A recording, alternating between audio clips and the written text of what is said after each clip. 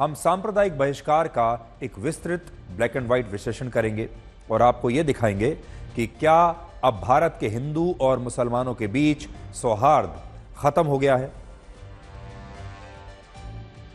यह एक बहुत बड़ा प्रश्न है और इससे एक बात और भी दिमाग में आती है और वो ये कि क्या बटेंगे तो कटेंगे का असर, एक नारा था बटेंगे तो कटेंगे, क्या इस नारे का असर अब त्योहारों पर भी साफ दिखाई दे रहा है। सबसे बड़ा सवाल यह है कि क्या भारत के हिंदू और मुसलमानों के रिश्ते अब भारत और पाकिस्तान के जैसे हो गए हैं जिसमें सिर्फ नफरत ही नफरत है, सिर्फ दुश्मनी है। अब जो तस्वीर आप देखेंगे ये मध्य प्रदेश के भोपाल से है, जहां व्हाट्सएप और सोशल मीडिया प्लेटफॉर्म्स पर लोगों से यह अपील की जा रही है कि वो रमजान के मौके पर हिंदू दुकानों से, हिंदू दुकानदारों से कोई सामान ना खरीदें। लोगों के मोबाइल फोन पर जो मैसेज भेजे गए हैं उनमें लिखा है कि हिंदू काफिर होते हैं, चाहे वो आपके पड़ोसी हों, दोस्त हों या आपका कोई जानने वाला हो। किसी भी हालत में हिंदुओं की दुकानों से खरीदारी ना करें और मुस्लिम भाईचारे को बढ़ावा दें। कुछ लोगों ने यह भी लिखा कि हिंदू खाने पीने के सामान में मिलावट कर सकते हैं, हिंदू दुकानदार जो हैं वो खाने पीने के सामान में मिलावट कर सकते हैं और इसमें अपना यूरिन तक मिला सकते हैं, इसलिए रमजान की खरीदारी हिंदुओं की दुकानों से ना करें। यहां विरोधाभास यह है कि जब हिंदू पक्ष मुसलमानों पर खाने में थूक मिलाने का आरोप लगाता है तो हिंदू पक्ष की बड़ी आलोचना होती है। यह कहा जाता है कि कुछ हिंदू मुसलमानों के खिलाफ दुष्प्रचार कर रहे हैं, लेकिन यही बातें, लगभग वैसे ही आरोप आज जब मुस्लिम समुदाय के लोग हिंदुओं पर लगा रहे हैं तो इस पर बिल्कुल सन्नाटा छाया हुआ है। देश में आज तक कभी कोई ऐसा मामला दर्ज नहीं हुआ जिसमें हिंदुओं ने रमजान के मौके पर खाने पीने के सामान में कभी कोई मिलावट की हो। आज तक ये सुनने में नहीं आया। भारत के हिंदू कितने सहनशील हैं ये पूरी दुनिया महाकुंभ के दौरान देख चुकी है। महाकुंभ में 66 करोड़ लोग प्रयागराज आए, लेकिन किसी भी हिंदू ने दूसरे धर्म को ना तो चुनौती दी, ना ही सड़कों पर कोई उग्र प्रदर्शन किया। हालांकि यहां महत्वपूर्ण बात यह है कि बहिष्कार सिर्फ एक धर्म की तरफ से नहीं हो रहा, यह दोनों तरफ से हो रहा है। अगर आप यह सोचते हैं कि सिर्फ कुछ मुस्लिम संगठन ही मुसलमानों से कह रहे हैं कि आप हिंदुओं का बहिष्कार कीजिए, तो यह आधी तस्वीर है।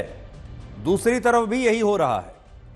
मथुरा में कुछ हिंदू संगठनों ने यह मांग की है कि होली के त्योहार पर मुस्लिम कारोबारियों का बहिष्कार होना चाहिए और होली के किसी भी उत्सव में मुसलमानों के शामिल होने पर पाबंदी लगनी चाहिए। यह मथुरा में हो रहा है। इससे पहले महाकुंभ में भी मुस्लिम कारोबारियों का बहिष्कार हुआ था और दिवाली के त्योहार पर भी शहरों में ऐसे बैनर लगाए गए थे जिन पर लिखा था कि दिवाली की खरीदारी हिंदुओं की दुकानों से ही कीजिए।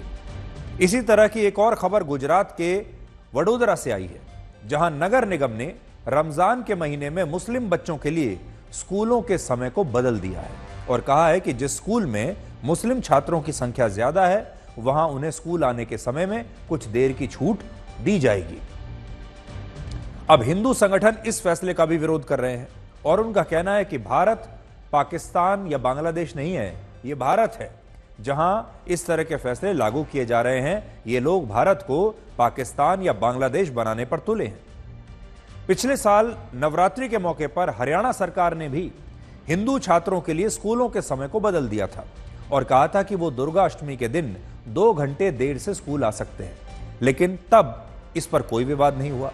लेकिन गुजरात में जब मुस्लिम बच्चों के लिए यह छूट दी जा रही है तो अब इस पर हंगामा हो रहा है। हमारा सवाल सिर्फ इतना सा है कि जब नवरात्रि पर हिंदू छात्रों के लिए स्कूलों का समय बदल सकता है तो रमजान पर भी मुस्लिम बच्चों के लिए स्कूल का समय क्यों नहीं बदला जा सकता।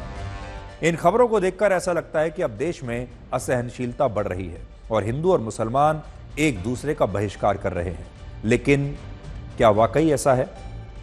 आपके मन में भी आज ये सवाल जरूर आ रहा होगा कि जब जो कट्टर हिंदू संगठन है या कट्टर मुस्लिम संगठन है, जब वो इस तरह की अपील करते हैं अपने अपने समाज से, मुसलमानों से कहते हैं कि अपने त्योहार पर हिंदुओं की दुकानों से खरीदारी ना करें, और जब हिंदू संगठन कहते हैं हिंदुओं से कि अपने त्योहारों के मौके पर मुसलमान कारोबारियों से, मुसलमानों की दुकान से सामान ना खरीदें, तो क्या इस तरह के बहिष्कार का कोई असर होता है?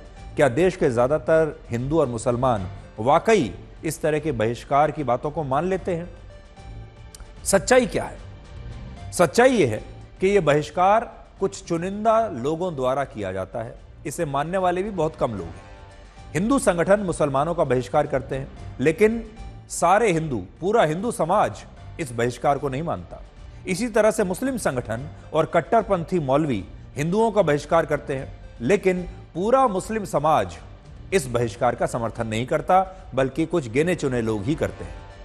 एक अनुमान के मुताबिक रमजान और ईद के त्योहारों पर 40% मुसलमान हिंदुओं की दुकानों से ही खरीदारी करते हैं। वर्ष 2023 में ईद के मौके पर 30 लाख दुकानों से 50,000 करोड़ रुपए का व्यापार हुआ था और इनमें से 18 लाख दुकानें हिंदुओं की थी। इसी तरह से होली और दिवाली के त्योहारों पर 30% हिंदू मुसलमानों की दुकानों से खरीदारी करते हैं और इनमें भी दिवाली की खरीदारी से 25 लाख मुस्लिम दुकानदारों को फायदा होता है। इन आंकड़ों से यह पता चलता है कि हिंदू और मुसलमानों का भाईचारा अब भी हमारे देश में खत्म नहीं हुआ है और दोनों धर्मों की तरफ से यह बहिष्कार करने वाले लोग बहुत कम हैं, मुट्ठी भर हैं। होता यह है कि जब इस तरह के बहिष्कारों की खबरें आती हैं तो मीडिया में वो हेडलाइन बन जाती है। आज देश में लगभग हर व्यक्ति सोशल मीडिया का इस्तेमाल करता है, इसलिए इस तरह के बहिष्कार की खबरें ज्यादा से ज्यादा लोगों तक पहुंचती हैं। 24 घंटों के नॉन स्टॉप न्यूज चैनल हैं और ऐसा लगता है कि देश में भाईचारा समाप्त हो रहा है, लेकिन हकीकत में जो आम हिंदू समाज है और जो आम मुस्लिम समाज है वो इन अपील और फतवों को मानते ही नहीं।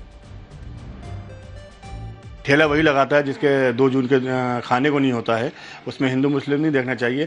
हम भी ये देखना चाहिए। आप इस पे तो अपील करके इस टाइप की बातें कर रहे हैं, मगर वो खेत कहाँ ले आएंगे जो दयाराम प्रसाद के यहाँ से तरबूज आ रहे हैं? वो फलियान कहाँ ले आएंगे जहाँ से ककड़ी आ रही है? वो बगीचे कहाँ से ले आएंगे जहाँ से हमारे हिंदू भाई के उगा के बेच रहे हैं या मुस्लिम भाई उगा के हिंदू भाई को बेच रहे हैं?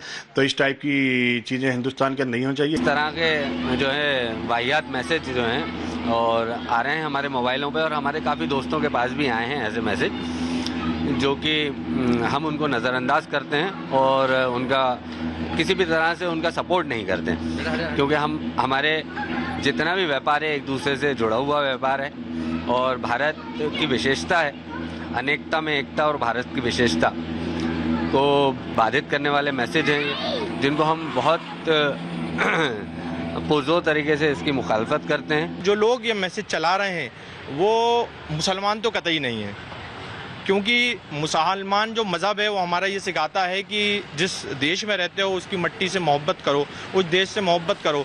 तो देश के प्रत्येक नागरिक से मोहब्बत करने की हमारा धर्म जो है वो हमें सीख देता है। तो हमारा धर्म कतई ये नहीं बता सकता कि जिस देश में रह रहा हो उस देश के नागरिक से सामान लो या न लो। अगर आप ठीक से भारत के हिंदू और मुसलमानों को समझना चाहते हैं तो आपको अमेरिका के एक मशहूर थिंक टैंक प्यू रिसर्च की यह रिपोर्ट आज देखनी चाहिए। इस रिपोर्ट के मुताबिक 80% मुसलमान गैर मुस्लिम पुरुषों से निकाह करने का विरोध करते हैं और इस मामले में ज्यादा कट्टर होते हैं, जबकि 67% हिंदू गैर हिंदू पुरुषों से शादी का विरोध करते हैं। 30% हिंदू ये नहीं चाहते कि उनके पड़ोसी मुस्लिम हो, जबकि 16% मुस्लिम नहीं चाहते कि उनके पड़ोसी हिंदू हों। देश में 65% मुस्लिम ऐसे इलाकों में रहते हैं जो मुस्लिम बाहुल हैं, जबकि 58% हिंदू ऐसे इलाकों में रहते हैं जो हिंदू बाहुल हैं। और यही कारण है कि देश में अब हिंदू और मुसलमानों के अलग अलग इलाके बनते जा रहे हैं। ये आंकड़े जरा बड़ी स्क्रीन पर आप एक बार फिर से देख लीजिए और फिर आपको पता चलेगा कि क्या हो रहा है।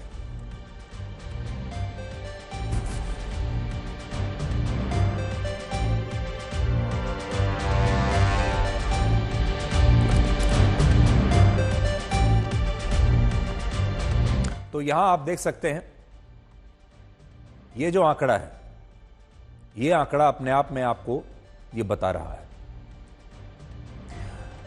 52% हिंदू धार्मिक विविधताओं को देश के लिए अच्छा मानते हैं और 24% इसका विरोध करते हैं, जबकि 56% मुसलमान धार्मिक विविधता को अच्छा मानते हैं और 24% कहते हैं कि भारत में अलग अलग धर्मों की आबादी होने से देश को नुकसान पहुंचता है और यह धार्मिक विविधता नहीं होनी चाहिए। भारत के ज्यादातर मुसलमान यह भी मानते हैं कि धर्म के आधार पर भारत का बंटवारा नहीं होना चाहिए था। 48% मुसलमान हिंदू मुसलमानों के आधार पर भारत पाकिस्तान के बंटवारे का विरोध करते हैं और सिर्फ 30% इसे सही मानते हैं। इसके अलावा हिंदुओं की तुलना में मुसलमान ज्यादा धार्मिक होते हैं। भारत में 91% मुसलमान ऐसे हैं जो अपने धर्म को जीवन में सबसे जरूरी मानते हैं। यह बात ध्यान से आप सुनिएगा, 51% मुसलमान अपने धर्म को अपने जीवन में सबसे जरूरी मानते हैं, जबकि 84% हिंदू ऐसे हैं जो अपने धर्म को सबसे महत्वपूर्ण मानते हैं। 66% मुस्लिम हर दिन नमाज पढ़ते हैं, जबकि 59% हिंदू हर दिन अपने घर के मंदिर में कोई ना कोई प्रार्थना या पूजा करते हैं। भारत के 81% हिंदू मानते हैं कि गंगा जल में पवित्रता के साथ शक्ति भी है, जबकि 26% मुसलमान भी गंगा जल को पवित्र मानते हैं। और इन आंकड़ों से आप समझ सकते हैं कि भारत में हिंदू और मुसलमानों के बीच वैचारिक और धार्मिक सौहार्द आज भी कैसा है। महाकुंभ के समापन के बाद उत्तर प्रदेश की योगी सरकार ने यह ऐलान किया है कि वो उत्तर प्रदेश के सभी 75 जिलों में प्रयागराज के संगम का पवित्र जल पहुंचाएगी। इन सारे इलाकों में गंगा जल पहुंचाया जाएगा और जो लोग किसी कारणवश महाकुंभ नहीं आ पाए वो लोग अपने अपने इलाकों में ही संगम के गंगा जल से पवित्र स्नान कर सकेंगे। और आपको विश्वास नहीं होगा कि जब उत्तर प्रदेश के संभल में फायर डिपार्टमेंट की गाड़ियां संगम का जल लेकर पहुंची तो मुस्लिम समुदाय के लोगों ने भी इस गाड़ी पर पुष्प वर्षा की, फूलों की बारिश की और कहा कि उन्हें इस बात की खुशी है कि उनके इलाकों के कुओं के लिए भी संगम का जल भेजा गया है।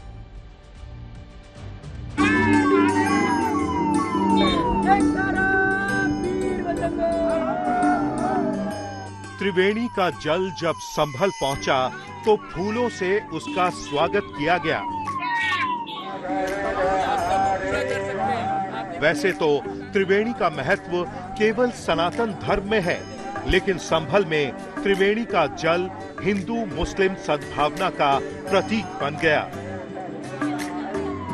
त्रिवेणी का जल लेकर आई फायर ब्रिगेड की गाड़ियों पर हिंदुओं और मुसलमानों ने फूल बरसाए। जो लोग हमारे कुंभ में भाई रह गए थे नहाने से, वो वहां से अपने कई तीर्थों पे यहाँ पे व्यवस्था की नहाने की, उन हिंदू भाइयों की। टैंकर के द्वारा समझ जल लेकर आए और उनको स्नान कराने के लिए जल लेकर आए। ये बहुत अच्छा काम, बहुत बड़ा पुण्य का काम है।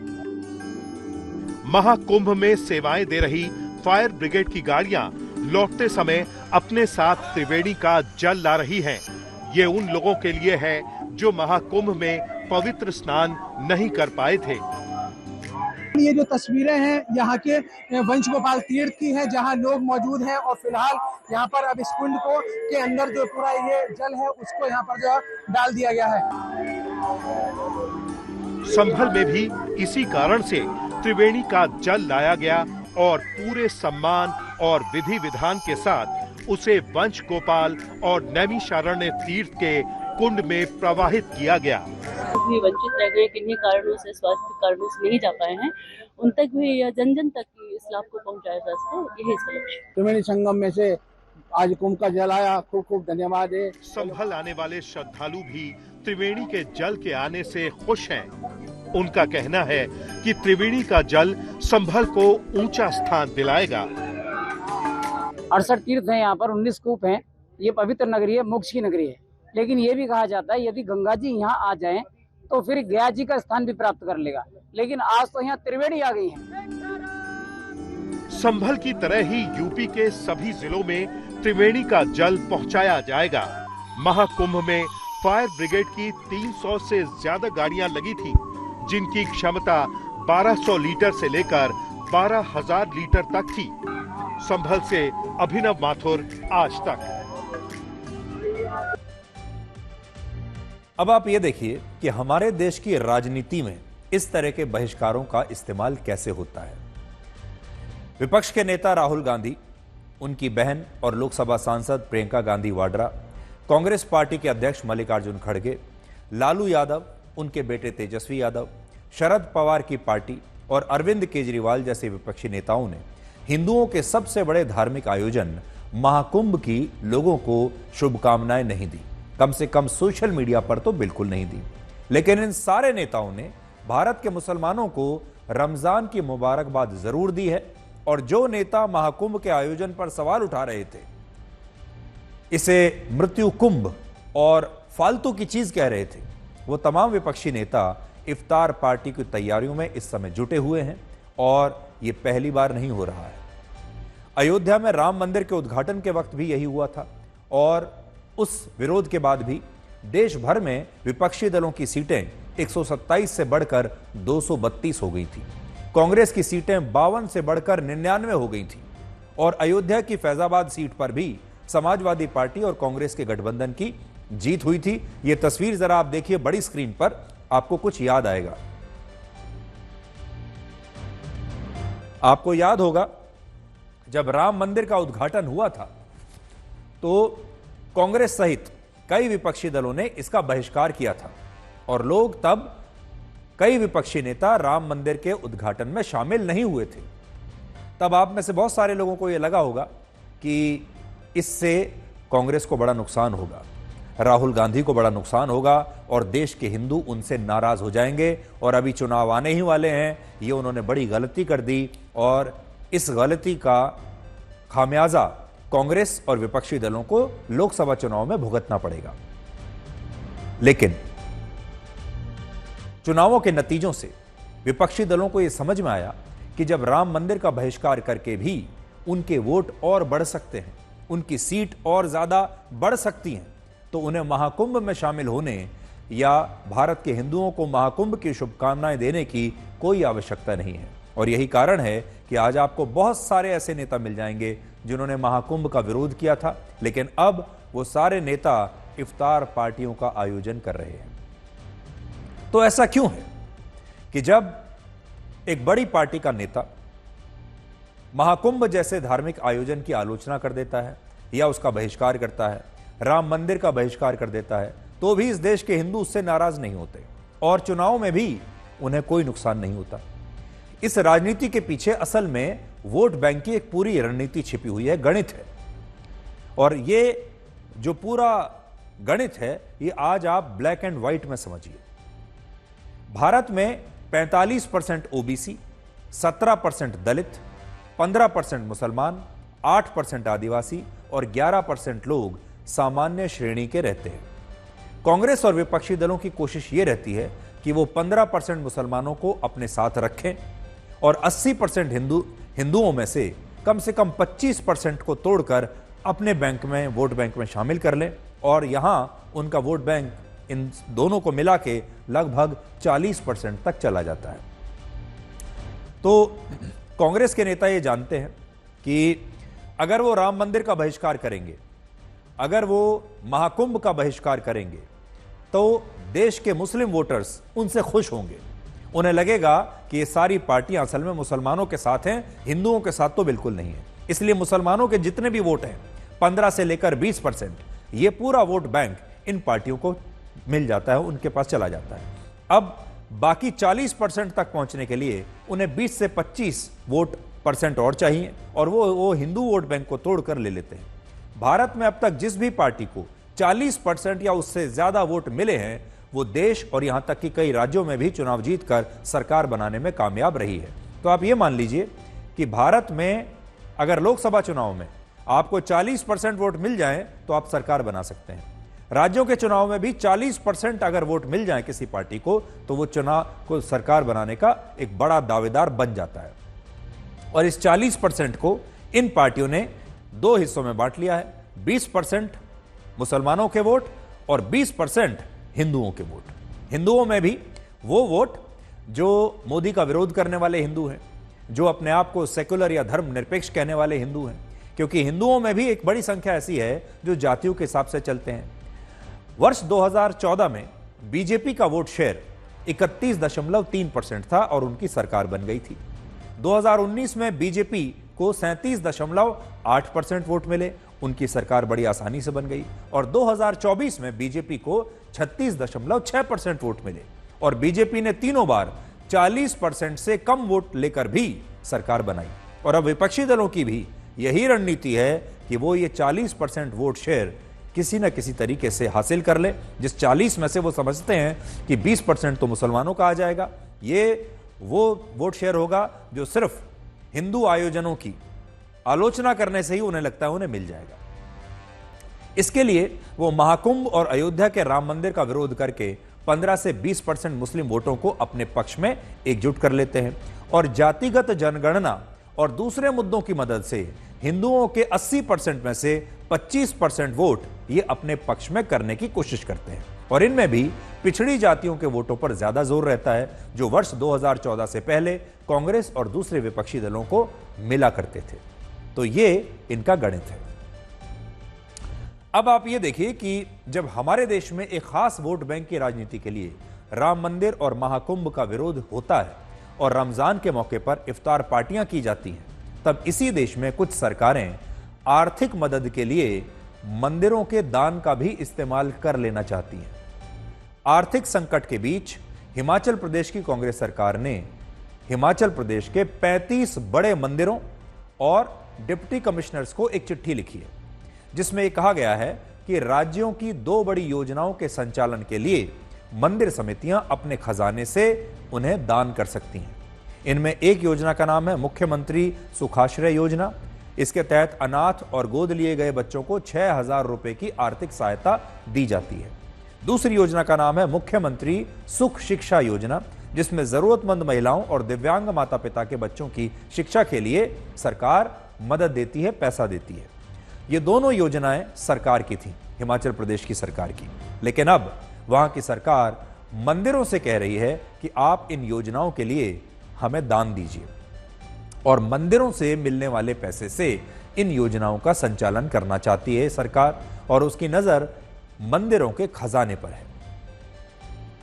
हिमाचल प्रदेश में कुल मिलाकर 35 मंदिर ऐसे हैं जो सरकार के अधीन आते हैं और जिनके पास 6,000 करोड़ रुपए का सोना और चांदी है और 500 करोड़ रुपए का कैश है।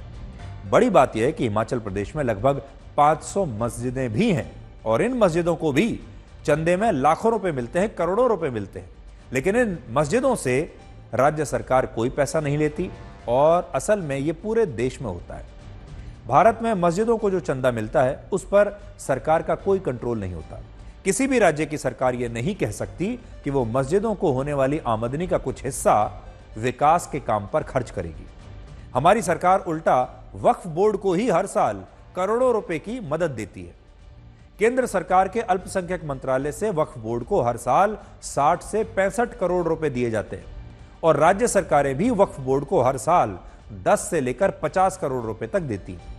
यह सब कुछ तब होता है जब मस्जिदों को दान में मिलने वाले चंदे से सरकारों को एक पैसा नहीं मिलता, लेकिन दूसरी तरफ मंदिरों से सरकारों को हर साल लाखों करोड़ों रुपए की कमाई होती है। भारत में छोटे बड़े प्रमुख मंदिरों की संख्या लगभग 6.5 लाख से ज्यादा है और इनमें भी लगभग 1 लाख मंदिर ऐसे हैं जिनकी आमदनी में राज्य सरकारों का एक बड़ा हिस्सा रहता है। तमिलनाडु में 30,000, आंध्र प्रदेश में 20,000, कर्नाटक में 28,000, तेलंगाना में 3,000, मध्य प्रदेश में 500, महाराष्ट्र में 550, उत्तराखंड में 50 और हिमाचल प्रदेश में 35 मंदिर ऐसे हैं जिनकी आमदनी में राज्य सरकारों का बड़ा हिस्सा रहता है। भारत के इन 1 लाख मंदिरों में से हर साल 8 से 10 लाख करोड़ रुपए का चढ़ावा आता है, लेकिन हमारी सरकारें कभी ये नहीं कहती कि जिस तरह वो मस्जिद, गुरुद्वारों और चर्च को मिलने वाले दान में से कोई पैसा नहीं लेती, उसी तरह वो मंदिरों को मिलने वाले दान में से भी पैसा नहीं लेंगी। और सोचिए, मंदिरों के दान का पैसा लेने के बाद भी कई सरकारें राम मंदिर और महाकुंभ का विरोध करती हैं और रमजान के मौके पर यही सरकारें इफ्तार पार्टी का आयोजन करती हैं। एक तरफ से सनातन का विरोध करते हैं, महाकुंभ का आयोजन हुआ तो उस पर कई तरह की टिप्पणियां की। कांग्रेस पार्टी के बड़े नेताओं ने महाकुंभ में स्नान करने, पवित्र स्नान करने के लिए जो है उससे परहेज किया और उसमें चाहे राहुल गांधी जी हैं, खड़गे जी ने जो खुलेआम बोलते रहे। और दूसरी तरफ हिमाचल प्रदेश सरकार सनातन का विरोध करते हुए जो मुख्यमंत्री जी ने जब सत्ता में आए थे तो उन्होंने पहला बयान दिया था कि हिमाचल प्रदेश में 97% हिंदू हैं, उसके बावजूद भी हम वहां पर सरकार बना करके आए हैं, हिंदूवादी पार्टी को हरा करके आए हैं। सनातन का विरोध करना और सनातन के खिलाफ टिप्पणी करना और उसके बाद सरकार की योजनाओं को चलाने के लिए पैसा मंदिर और ट्रस्ट से मांगा जा रहा है। इसका नोटिफिकेशन किया गया सेक्रेटरी के द्वारा और डिप्टी कमिश्नर के माध्यम से दबाव डाला जा रहा है ट्रस्ट और मंदिरों के ऊपर कि ये पैसा आप जल्दी जमा करिए। एक बात जयराम ठाकुर जी ने जो प्रेस स्टेटमेंट देने के लिए आदमी रखा है, वो सुबह अखबार पढ़ता और प्रेस स्टेटमेंट दे देता है। मैं ये कहना चाहता हूँ, मुख्यमंत्री सुख आश्रय कोष के लिए सरकार की तरफ से बजट रखा गया है, कोई मंदिरों का पैसा उसमें देने की बात नहीं की गई है। होता क्या है कि किसी बच्ची की फीस जमा करवानी है, अगर उसने मेडिकल कॉलेज में आना तो उसके कागज की फॉर्मेलिटी शिमला आती है। हमने डीसी को ऑथराइज कर दिया कि आप उसकी मंदिर की फीस को जमा करवा दीजिए ताकि 24 घंटे में उसकी एडमिशन कैंसिल ना हो। ऐसी कोई चीज नहीं है, हमारा बजट है और बजटेड स्कीम है और एक कानून के द्वारा दी गई बजटेड स्कीम है। तो जो अच्छी योजनाएं हैं उसमें जयराम ठाकुर जी को भी योगदान करना चाहिए। तो हिमाचल प्रदेश की सरकार का भी स्पष्टीकरण आ गया, मुख्यमंत्री का भी स्पष्टीकरण आ गया, आपने देख लिया होगा। कांग्रेस देश में अर्थव्यवस्था के मुद्दे पर सबसे ज्यादा राजनीति करती है, लेकिन जिस 75 लाख की आबादी वाले हिमाचल प्रदेश में उसकी सरकार है, वहां सरकार पर कुल कर्ज 1 लाख करोड़ रुपए का पार पहुंच चुका है और हिमाचल प्रदेश में औसतन हर व्यक्ति पर 1,34,000 करोड़ रुपए का 1,34,000 रुपए का कर्ज है। सोचिए, अगर कांग्रेस हिमाचल प्रदेश जैसे छोटे से राज्य को भी ठीक से चला नहीं पा रही तो वो राहुल गांधी और उनकी पार्टी देश को कैसे चलाएंगे। और कांग्रेस को हिमाचल प्रदेश की आर्थिक स्थिति को अब सुधारना होगा, वरना ये हिमाचल प्रदेश राहुल गांधी के लिए भी एक बड़ी चुनौती बन जाएगा, क्योंकि लोग इसे एक केस स्टडी की तरह लेंगे। अब हम आपको मायावती के परिवार के झगड़े की इनसाइड स्टोरी दिखाएंगे और बताएंगे कि मायावती ने अपने लाडले भतीजे आकाश आनंद को पार्टी से क्यों निकाल दिया। पिछले 11 महीनों में दूसरी बार ऐसा हुआ है जब मायावती ने यह कहा है कि आकाश आनंद बहुजन समाज पार्टी में उनके उत्तराधिकारी नहीं होंगे। आपको याद होगा, लोकसभा चुनाव से ठीक पहले मई 2024 में जब लोकसभा चुनावों के दौरान मायावती ने आकाश आनंद को उनके सभी पदों से हटा दिया था, तब इसका कारण आकाश आनंद के कुछ विवादास्पद बयान थे जिसमें उन्होंने पार्टी लाइन से अलग हटकर बात की थी। लेकिन इस बार मायावती के फैसले के पीछे उनके परिवार का ही झगड़ा है। मायावती ने 2 मार्च को आकाश आनंद को पार्टी के सभी पदों से हटाया था और कहा था कि उनके जीते जी और आखिरी सांस तक अब बीएसपी में उनका कोई उत्तराधिकारी नहीं होगा। यानी वो आकाश आनंद से इतनी परेशान हो गई, अपने परिवार से भी शायद परेशान हो गई होंगी, इसीलिए उन्होंने कहा कि अब उनका कोई उत्तराधिकारी होगा ही नहीं और उनके लिए पार्टी और आंदोलन, दलितों का जो आंदोलन है वो सबसे ऊपर है और परिवार और रिश्ते ये बाद में आते हैं। लेकिन इसके बाद आज आकाश आनंद ने सोशल मीडिया पर कुछ ऐसा लिखा जिसके बाद मायावती ने उन्हें अब सीधे पार्टी से ही निकाल दिया। आकाश ने आज सोशल मीडिया पर लिखा था कि बहन जी द्वारा उन्हें पार्टी से निकालना भावनात्मक है और उनकी कठिन परीक्षा है और इसके लिए लड़ाई लंबी रहेगी। मैं आपको पढ़कर सुनाता हूं कि आकाश आनंद ने क्या लिखा। आकाश आनंद, अगर आप देखें अपने डिस्प्ले पिक्चर में, वो बाबा साहब अंबेडकर की फोटो लगाते हैं, अपनी फोटो नहीं लगाते। और उन्होंने लिखा है, आदरणीय बहन कुमारी मायावती जी द्वारा मुझे पार्टी के सभी पदों से मुक्त करने का निर्णय मेरे लिए व्यक्तिगत रूप से भावनात्मक है, लेकिन साथ ही अब एक बड़ी चुनौती भी है। परीक्षा कठिन है और लड़ाई लंबी है। तो कह रहे हैं अब मेरी लड़ाई लंबी है, परीक्षा मेरी कठिन है। कुछ विरोधी दल के लोग ये सोच रहे हैं कि पार्टी के इस फैसले से मेरा राजनीतिक करियर समाप्त हो गया। आगे वो ये कह रहे हैं कि बहुजन मूवमेंट कोई करियर नहीं, बल्कि करोड़ों दलित, शोषित, वंचित और गरीबों के आत्मसम्मान और स्वाभिमान की लड़ाई है। ये एक विचार है, आंदोलन है जिसे दबाया नहीं जा सकता। इस मशाल को जलाए रखने और इसके लिए अपना सब कुछ न्यौछावर करने के लिए लाखों आकाश आनंद हमेशा तैयार हैं। यानी अपने इस सोशल मीडिया पोस्ट के जरिए वो मायावती को कुछ इशारा करने की कोशिश कर रहे हैं और दिखाने की कोशिश कर रहे हैं कि वो तो एक क्रांति लाना चाहते हैं, और वो ये भी कह रहे हैं कि ये लड़ाई बड़ी लंबी चलेगी और ये उनकी बड़ी कठिन परीक्षा है और ये बड़ी उनके सामने बहुत बड़ी चुनौती है। यानी इसको अगर आप पढ़ेंगे तो आपको ऐसा लगेगा कि उनके भतीजे आकाश आनंद ने हार नहीं मानी है, सरेंडर नहीं किया है, बल्कि वो लड़ना चाहता है, वो चुनौती देना चाहता है और वो अभी नहीं तो बाद में आगे चलकर दलितों का सबसे बड़ा नेता बनना चाहता है, दलितों का उद्धार करना चाहता है और अपने आप को वहीं पर देखता है जहां आज मायावती बैठी। हमें यह भी पता चला कि मायावती को अपने भतीजे की ये बातें अच्छी नहीं लगी और इसीलिए उन्होंने तुरंत उन्हें अब पार्टी से ही निकाल दिया। कल तक तो सिर्फ पद से हटाया था, आज पार्टी से ही निकाल दिया। स्वर्गीय नेता काशीराम के जमाने में बीएसपी को देश में दलितों की सबसे बड़ी पार्टी कहा जाता था और काशीराम ने दिसंबर 2001 में मायावती को अपना उत्तराधिकारी घोषित किया था और उस समय मायावती की उम्र सिर्फ 46 वर्ष थी, जबकि मायावती ने सिर्फ 29 वर्ष की उम्र में अपने भतीजे आकाश आनंद को अपना उत्तराधिकारी घोषित कर दिया था। और इसका कारण सिर्फ फैमिली इंजीनियरिंग थी, जिसमें परिवार को ही पद मिलता है। यानी हो सकता है कि मायावती इस बात से प्रभावित हो गई हो कि वो अपने ही परिवार के, अपने ही खून के किसी सदस्य को, अपने परिवार के सदस्य को जो उनका अपना खून हो, उसे ही अपना उत्तराधिकारी बनाएंगी और यही उनकी सबसे बड़ी गलती थी।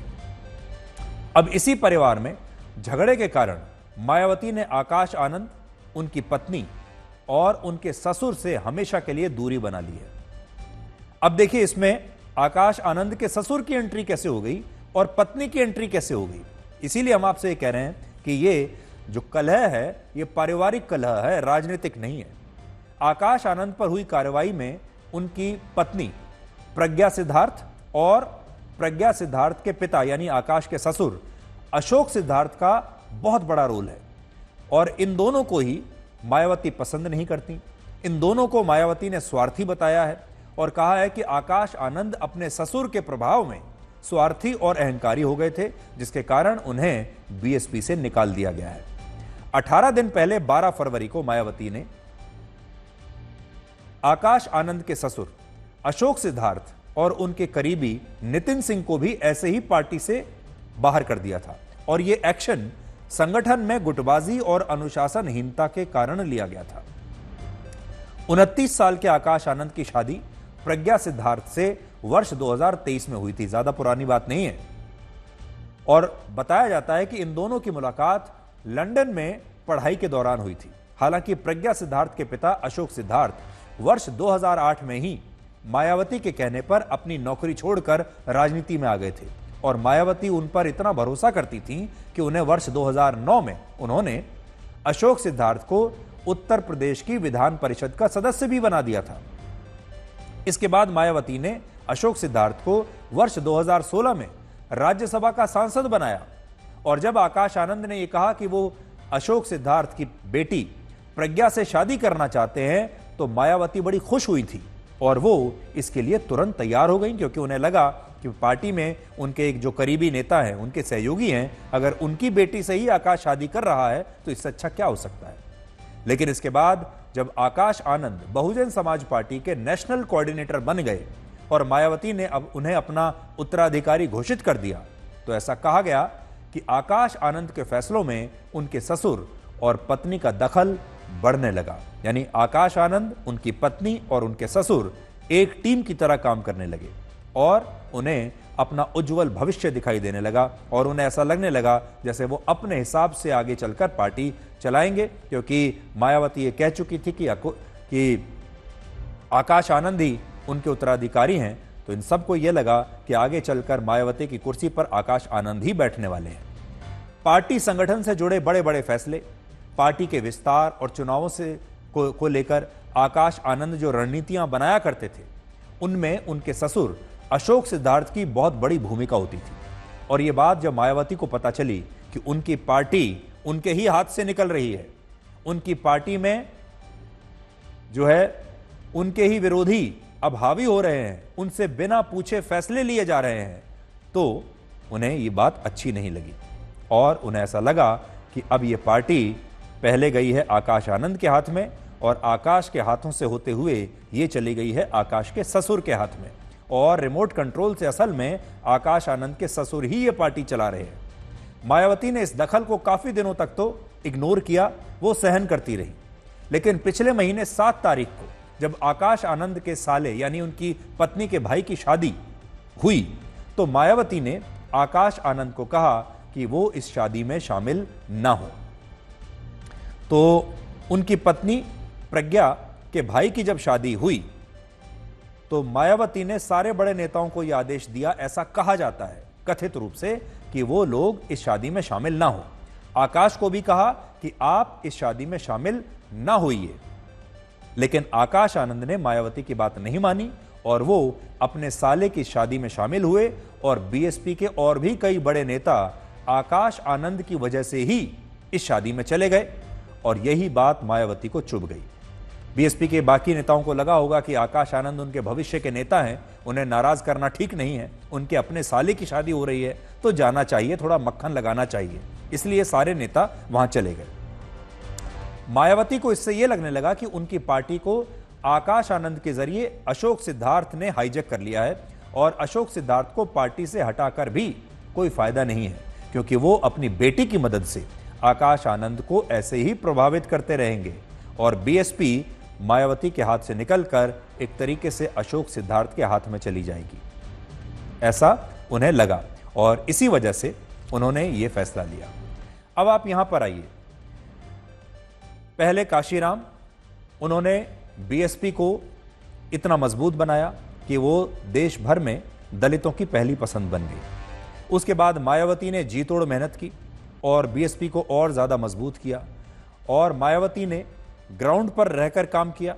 मायावती ने अनुभव अर्जित किया और भारत के जो दलित हैं वो अपने दिल से मायावती को अपनी नेता मानते हैं, मायावती को अपने परिवार का प्रमुख मानते हैं और आज भी भारत के जो दलित हैं बड़ी संख्या में ऐसे हैं जो मायावती जो कहेंगी वो करने के लिए तैयार हो जाएंगे। लेकिन आपने देखा होगा धीरे धीरे मायावती ने एक बैक सीट लेना शुरू किया।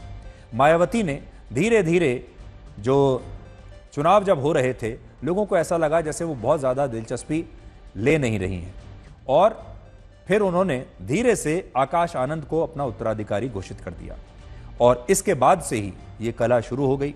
आकाश आनंद को यह लगने लगा कि 29 साल की उम्र में ही उन्होंने वो सब अर्जित कर लिया है जो मायावती ने इतने वर्षों की मेहनत के बाद किया है और वो वही मुकाम हासिल कर लेंगे जो मायावती ने किया है, जबकि ये उनकी सबसे बड़ी गलतफहमी है। मायावती आज भी दलितों की बहुत बड़ी नेता है और आज भी देश के दलित उनकी तरफ देखते हैं कि चुनाव में मायावती किसका समर्थन कर रही हैं, चुनाव में अलग अलग पार्टियों को लेकर मायावती के विचार क्या हैं, ये देश के दलित आज भी देखते हैं। और ये जो पूरी लेगेसी बनाई है मायावती ने, वो मायावती अब समझ गई हैं कि ये लेगेसी जो है वो अब और किसी को देंगी नहीं और अपना उत्तराधिकारी किसी को बनाएंगी नहीं। इस इनसाइड स्टोरी से समझ में आता है कि मायावती का आकाश आनंद के ऊपर से और अपने परिवार से ही विश्वास खत्म हो गया था और उन्हें आकाश में वो मैच्योरिटी नजर नहीं आ रही थी, जिसके कारण उन्होंने आकाश पर यह कार्रवाई की है।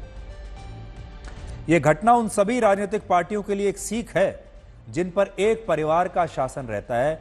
हमारे देश में बहुत सारी पार्टियां ऐसी हैं जिन्हें एक ही परिवार चलाता है। महाराष्ट्र में ठाकरे परिवार में आपको याद होगा ऐसी ही फूट हुई थी जब उद्धव ठाकरे और राज ठाकरे के बीच में झगड़ा हुआ था। इसी प्रकार से शरद पवार का परिवार आप देख सकते हैं, उसमें भी झगड़ा हुआ और एनसीपी 2 हिस्सों में बंट गई। हरियाणा में चौटाला परिवार में यही हुआ।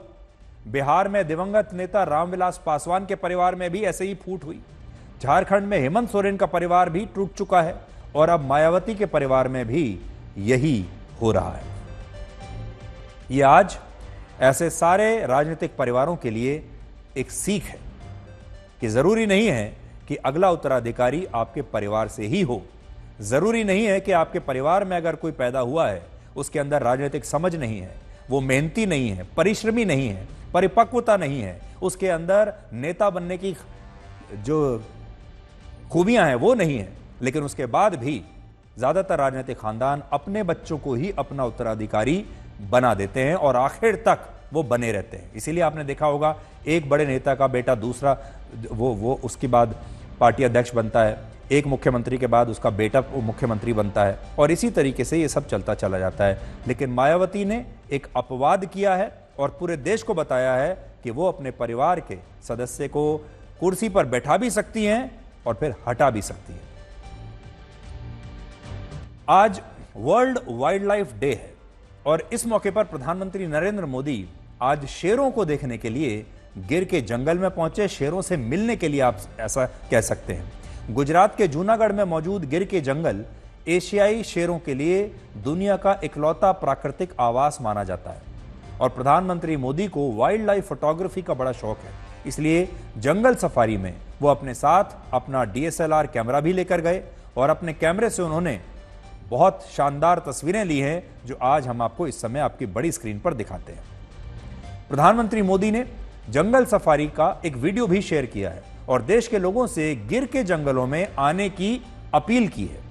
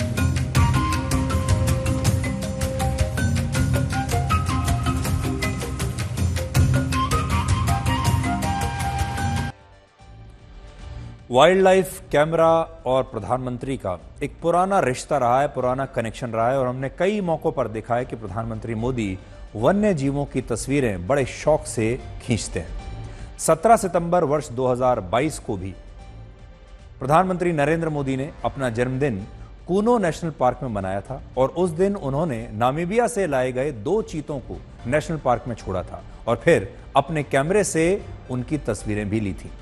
एशियाई शेरों के लिए मशहूर गिर के विकास के लिए प्रधानमंत्री मोदी कई वर्षों से लगातार काम कर रहे हैं। गुजरात के मुख्यमंत्री रहते हुए भी उन्होंने गिर को लेकर कई बड़े फैसले लिए थे और यही वजह है कि आज गिर के जंगल करीब 30,000 वर्ग किलोमीटर के दायरे में फैले हुए हैं और आज यहाँ 674 शेर मौजूद हैं और हर साल लाखों पर्यटक यहाँ शेरों को देखने के लिए आते हैं। लेकिन अब जब देश के लोग और अंतर्राष्ट्रीय स्तर पर भी लोग प्रधानमंत्री मोदी की इन तस्वीरों को देखेंगे तो अब और ज्यादा बड़ी संख्या में लोग यहाँ पर पहुंचेंगे। वर्ष 2007 में गिर के जंगलों में शेरों का शिकार हुआ था और उस वक्त नरेंद्र मोदी गुजरात के मुख्यमंत्री थे और उन्होंने एक टास्क फोर्स बनाई और इस टास्क फोर्स का मकसद शिकारियों पर कार्रवाई करना था। और 2007 से लेकर आज यानी करीब 18 साल बाद प्रधानमंत्री मोदी गिर के जंगलों में अब आए थे। बड़ी बात यह है कि प्रधानमंत्री मोदी की ब्रांड वैल्यू ऐसी है कि वो जहां जाते हैं वहां पर्यटन अपने आप बढ़ने लगता है। आपको याद होगा वो लक्षद्वीप गए थे और वहां पर्यटकों की संख्या में उसके बाद 100% की वृद्धि हो चुकी है। प्रधानमंत्री मोदी उत्तराखंड में जिम कॉर्बेट गए थे, असम के काजीरंगा नेशनल पार्क गए, कूनो नेशनल पार्क भी गए और वहां भी अब पर्यटकों की संख्या तेजी से बढ़ चुकी है।